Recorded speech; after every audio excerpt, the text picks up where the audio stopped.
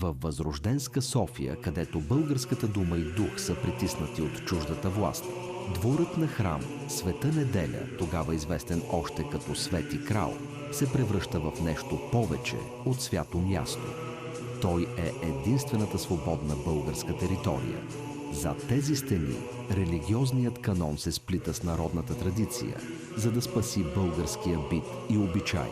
Всяка неделя, веднага след литургията, тук се извива чудно софийско хоро. Извън погледа на властта, младежи и девойки от цялото Софийско поле превръщат църковния двор в жива етнографска изложба. Всеки шопски костюм, всяка шевица и всяка стъпка в калта са гордо и дръзко изявление. Ние сме българи и сме тук. На големите празници Света Неделя събира хиляди на софийските градски събори. Тук занаятчиите изнасят своите знамена, демонстрирайки икономическата мощ на българската общност. Гергьовденските обреди и курбани, зелените върбови венци по иконите, целият народен календар пулсира под закрилата на катедралата, превръщайки я в пазител на традиционния ни бит. Именно в този двор се ражда и един нов, изцяло граждански обичай.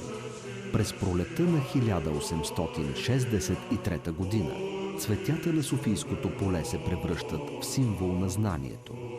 Първото честване на светите братя обединява фолклорния ритуал с жаждата за светска свобода. Моминските венци се преплитат с буквите, за да възвестят културното възкресение на нацията. Днес стените на тази Света Неделя пазят паметта за онези неделни хора, за панаирите и за първите български букви. Тя не е просто архитектурен монумент. Тя е живото сърце, в което българските традиции намериха своя дом, за да ни преведат през тъмнината към светлината на свободата. Погледнете днешната катедрала. Тя е преживяла земетресения, войни и кървавия атентат. Но тя остава тук, несломимият пазител на софийската вяра и българския дух. Катедралата Света Неделя.